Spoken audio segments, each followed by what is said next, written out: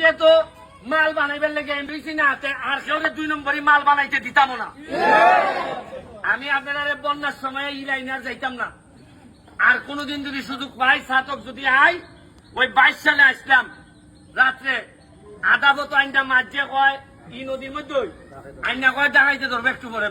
আসসালামু আলাইকুম সম্মানিত ভিউয়ার্স, দেশ ও দেশের বাইরে যে যেখান থেকে ভিডিওটা দেখছেন আশা করছি সবাই ভালো আছেন, আমিও ভালো আছি। আসলে ব্যারিস্টার সুমন ভাই জেলে আছেন, সবাই জানেন। ব্যারিস্টার সুমন ভাইয়ের কথাগুলি শুনে যান। যদি ব্যারিস্টার সুমন ভাইয়ের কথাগুলি আপনাদের কাছে ভালো লাগে অবশ্যই ভিডিওটি শেয়ার করবেন, কমেন্ট করবেন, আপনাদের মতামত জানাবেন, এটাই আমরা প্রত্যাশা করি। সবাই ভালো থাকবেন, সুস্থ থাকবেন। আসসালামু আলাইকুম।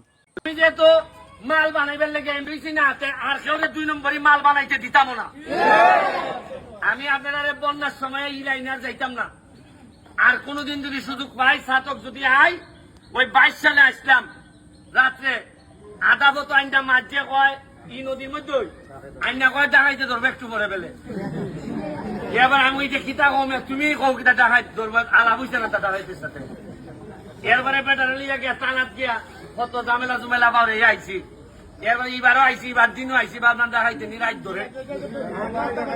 তবে এখন আমার মনে হইতেছে আজকাল যে লক্ষণ দেখতেছি আর ডাকাই টুকাই নাই মনে হইতেছে আমার।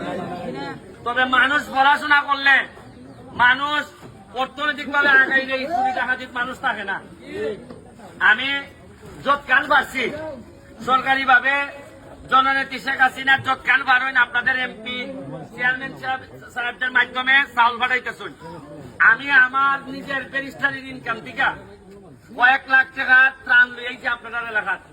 সিলেটও দিয়ে আইছি, এটাই লগিয়া ত্রাণ হিসাবে আইছি না, আইছি যে আমার এলাকার আমার মা বোন বিপদে পড়লে যেভাবে আপনারা যাইবা, আপনারা বিপদে পড়লে আমি আইতাম, এটাই মনুষ্যত্বের দাবি নিয়ে আমি আপনারা এখানে ত্রাণ বড় জিনিস না। আইসি লগিয়া বিপদে পড়লে যদি না আইতাম পারি তাহলে কিতা খালি বিয়া সাথে যাইতাম আমরা না কিতা আসল